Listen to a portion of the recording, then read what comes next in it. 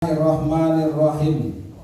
Assalamualaikum warahmatullahi wabarakatuh.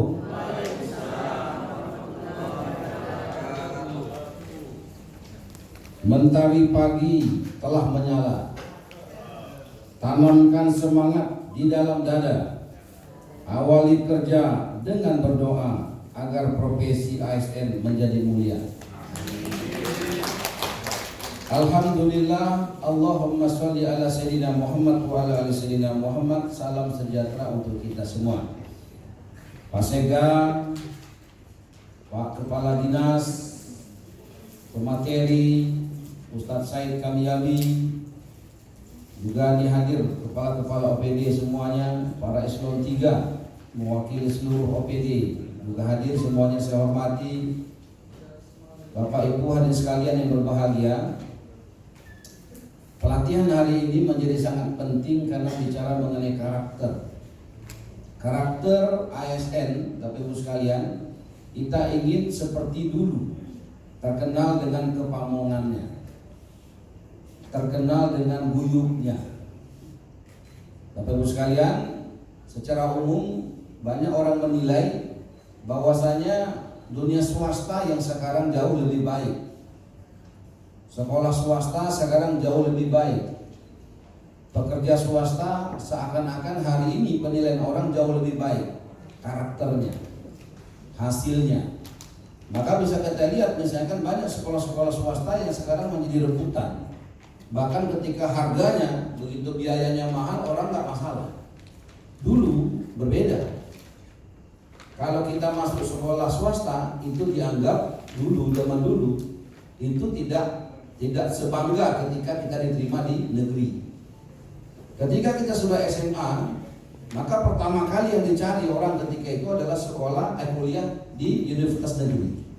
Jadi kalau ditanya, kamu kuliah di mana? Saya kuliah di Universitas Anu. Oh, negeri itu ya, bangga.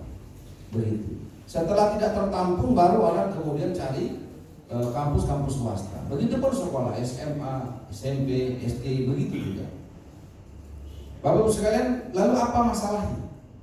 Masalah awalnya itu adalah karakter. Di dunia usaha, misalkan swasta, orang kalau tidak memiliki karakter yang bagus, maka usahanya bisa jadi tidak maju. Misalnya ketika kita buka usaha, senyum tidak ada, keramahan tidak punya, judes, bengis, begitu. Itu orang sekali saja datang sudah tukar, nggak mau lagi. Itu hukuman langsung ketika di dunia swasta. Tapi di dunia pemerintah negeri kadang-kadang tidak ada hukuman langsung. Mau melayani dengan senyum, dengan tidak senyum itu nggak ngaruh, begitu, nggak ngaruh. Sehingga kemudian Bapak Ibu sekalian terasa di luaran sana seakan-akan masyarakat memberikan penilaian bahwasanya ketika berurusan kepada pemerintah dalam tanda kutip begitu, baik sekolah maupun pemerintahan negeri begitu, merasa kok tidak maksimal, Bapak Ibu sekalian. Tidak seperti zaman dulu, begitu. Tidak seperti zaman dulu. Nah, kita ingin agar apa yang dulu kalau sudah ada yang baik ini coba kita pelihara, kita kembangkan. Di swasta kenapa kemudian terjaga kualitas kerja mereka? Karena hampir setiap periode tertentu mereka ada selalu pelatihan. Ada upgrading, bahkan ada outbound yang disiapkan. Bukan hanya dengan sendiri, bahkan dengan keluarganya, sehingga kemudian kerja mereka, target-target yang diberikan oleh pimpinannya itu bisa tercapai dengan mudah. Bapak Ibu sekalian, inilah yang kemudian pemerintah Kota Bengkulu coba lahirkan. Bagaimana kemudian setiap ASN kita terutama, setiap OPD kita terutama, di waktu-waktu tertentu ada semacam upgrading, pelatihan, motivasi dan sebagainya. Sehingga harapan kita, karakter kita semakin hari semakin membaik. Bapak Ibu sekalian, ini menjadi penting karena kompetisi sekarang ini di dunia pemerintahan itu terjadi. Bisa kita lihat bagaimana kemudian perubahan-perubahan yang terjadi sekarang dan ke depan. Beberapa jabatan-jabatan tertentu itu boleh diisi orang luar, ya Pak Sekda ya, boleh diisi. Sehingga kalau kita tidak kemudian membangun karakter kita menjadi lebih baik begitu, ini bisa tergerus. Dan alhamdulillah Bapak Ibu sekalian, kita perlu bangga begitu, karena kita kerja di pemerintah Kota Bengkulu yang menurut saya kita sudah di atas rata-rata. Kita sudah di atas rata-rata. Tidak ada, boleh dicek di Google di mana saja, tidak ada pemerintahan di Indonesia ini bahkan di dunia yang setiap harinya membawa nasi bungkus dari rumah begitu, atau nasi kotak dari rumah, dan itu diberikan kepada setiap perkantoran-perkantoran publik yang ada di kota. Saya sudah jalan di DKI. DKI itu satu bidang transportasi darat, uangnya 1,8 triliun. 1,8 triliun. APBD kita hanya 1,2. Sekota, ini satu bidang.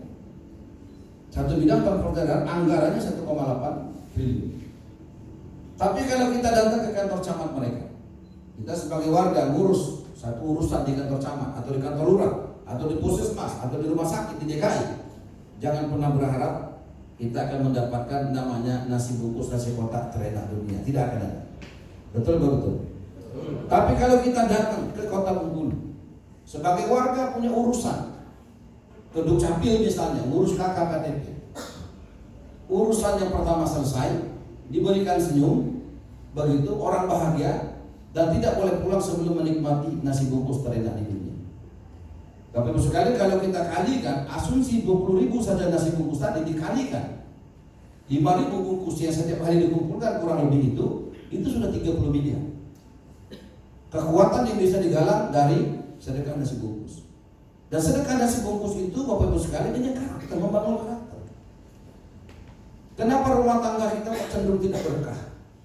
Suami istri berantem terus, bahkan tidak sedikit yang berantakan rumahnya, anaknya terjebak kepada aktivitas yang negatif, bukan karena eselonnya kurang tinggi, bukan karena mobilnya bukan yang terbaru, bukan karena rumahnya kurang besar, bukan karena perabotannya yang sudah jadul, tidak, tetapi keberkahan di rumah itu yang kemudian mungkin kurang mendapatkan perhatian. Maka salah satu mitigasi langit yang kita bahasakan itu adalah bagaimana kemudian rumah tangganya menjadi sakinah mawaddah warahmah. Bagaimana kemudian ada keberkahan di rumah tangganya. Kebiasaan kita masak pagi, kemudian kita ke kantor kita sibuk kerja sampai sore, pulang ke rumah nasi sudah dingin, lauk sudah dingin, nggak ada nafsu makan, dan kebanyakan rata-rata mubazirina temannya setan. Maka kita putuskan untuk tidak lagi bertemanan sama setan, temanannya sama wali kota saja. Caranya bagaimana? Bawa nasi bungkus ketika pagi ke kantor. Saya sudah kasih kepada sekda arahan, kumpulkan. Enggak peduli soal lauknya, cuma jangan puluh tulang galon. Tidak, mentang-mentang tidak penting lauk, ya tulang. Maksudnya apa yang kita makan itu yang kita berikan. Kalau kita makan telur, maka lauknya telur. Kalau kita makan ikan, maka lauknya ikan. Bapak Ibu sekalian, ini sedekah makanan ini yang tertinggi nilainya. Sedekah makanan itu tertinggi nilainya, lebih bernilai daripada membangun Ka'bah. Lebih bernilai daripada sholat 1000 rakaat di setiap sudut Ka'bah. Itu kata Ustadz yang ceramah khutbah Jumat waktu di Jatinegara, saya datang ke sana. Soal benar tidak benar ini cari sendiri. Bapak-Ibu sekalian. Jadi ini Ustadz ceramah khutbah Jumat. Dia katakan Nabi Ibrahim alaihissalam dan Nabi Ismail alaihissalam itu membangun Ka'bah dengan tangan. Selesai bangunan Ka'bah, mereka sholat 1000 rakaat di setiap sudut. Selesai itu kemudian dia bermunajat kepada Allah. Maka Allah puji, tetapi Allah sampaikan ada yang lebih baik amalan daripada itu. Kaget, apa yang lebih baik daripada itu? Ternyata memberikan makan kepada orang yang lapar. Bapak Ibu sekalian, dulu orang tua kita dulu, coba kita sama-sama merenung, datuk kita mungkin, nenek kita, emak kita dulu, anaknya banyak, yang kerja cuma bapak kita, kebunnya pun nggak luas, anak 12 orang jadi semua. Kita kadang-kadang suami kerja, istri kerja, anak cuma satu, kacau banget. Apa penyebabnya? Keberkahan. Zaman dulu Bapak Ibu sekalian, kalau ada orang datang ke kampung kita, itu orang tua kita merasa malu kalau orang itu nggak datang ke rumah dan nggak dikasih makan. Makanan terbaik biasanya diberikan kepada tamu, makanan kerak-kerak nasi yang nggak bisa diambil lagi pakai cendok, harus direndam dulu pakai air. Inilah yang dikasih anak. Zaman dulu. Tetapi zaman dulu keberkahan luar biasa. Zaman sekarang rumah bagus sedikit, di depan ditulis tidak terima tamu. Tamu wajib lapor 1 kali 24 jam. Awas anjing galak. Wah. Sehingga tamu tuh datang membawa keberkahan, pulang membawa keburukan-keburukan dari si tuan rumah. Bapak Ibu sekalian, karakter seperti ini yang ingin kita bangun. Karakter yang menyenangkan, karena kota ini sudah kita sepakat kota bahagia. Setiap warganya wajib bahagia, orang yang datang juga wajib bahagia. Satu hari pernah kita pemerintah Kota Bengkulu roadshow di Sumatera Barat. Seluruh kepala daerah Sumatera Barat alhamdulillah sudah kita ajak kerjasama, mulai gubernur, bupati, wali kota hampir seluruhnya. Dan kita diberikan kesempatan setiap waktu bicara di masjid-masjid. Dan ketika kita bicara di sana, kita ceritakan bagaimana tentang Bengkulu punya tekad membahagiakan siapapun yang datang. Rupanya ada ibu-ibu kurang lebih 1 bis dari Padang itu datang ke Kota Bengkulu ingin membuktikan betul tidak ini cerita. Satu hari Pak Sekda telepon saya, bilang, Pak Wali, ini ada ibu-ibu 1 bis dari Sumatera Barat. Katanya mereka ingin membuktikan betul nggak kalau tamu dibahagiakan di sini. Oh iya, saya bilang, ya belum terlatih kita bagaimana melayani ibu-ibu. Kalau bapak-bapak sudah biasa begitu, tapi ibu-ibunya bagaimana?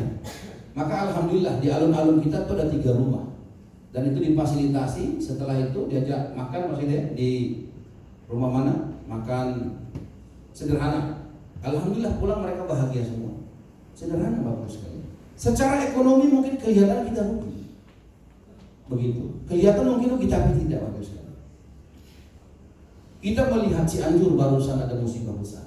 Cianjur, saya ke sana. Sehari bencana, ya kita kasih tahu lebaran ada acara di Jakarta, saya kita ke sana.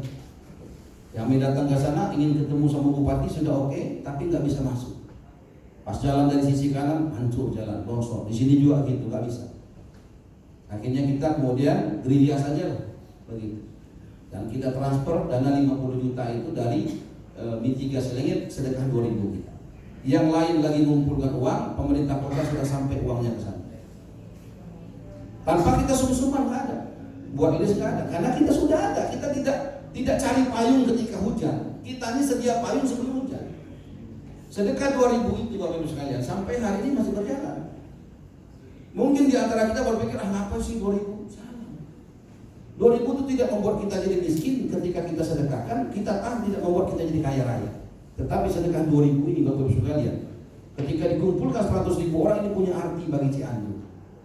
Belum selesai Cianjur sudah ada lagi Gunung Semeru batu-batu. Bapak Ibu sekalian. Dan pemerintah Kota Bengkulu insya Allah tidak berabsen untuk memberikan bantuan itu. Kenapa? Karena kita bagian daripada Indonesia, kita bagian daripada dunia, bagus sekali. Karena waktu kita sangat terbatas ya, saya ingin kepengen bicara panjang ini karena karakter ini penting Bapak Ibu sekalian. Saya ingin mengatakan bahwasanya pelatihan yang penting. Ayo dengan pelatihan ini kita rubah cara pandang kita, mindset kita. Amanah sudah diberikan kepada kita. Bukan soal lama tidaknya, bukan soal tinggi atau tidaknya, bukan. Yang terpenting adalah ketika amanah itu diberikan, seragam itu sudah diberikan, yuk kita betul-betul layani rakyat kita. Kita berikan pelayanan terbaik kepada masyarakat yang ketika itu berurusan dengan pemerintah. Minimal berikan senyum terbaik kita. Layani mereka dengan baik. Saya handphone itu terbuka 24 jam. Setiap hari ini 100 orang yang kemudian ditangani di handphone saya. Banyak sekali kisah-kisah di sini. Sampai ada seorang mahasiswa WA saya. Assalamualaikum Pak Wali, ini betul nama Bapak ya? Saya mahasiswa Pak di sebuah PTN. Katanya Pak, kalau ada apa masalah bisa WA pemerintah ya? Ada di billboardnya.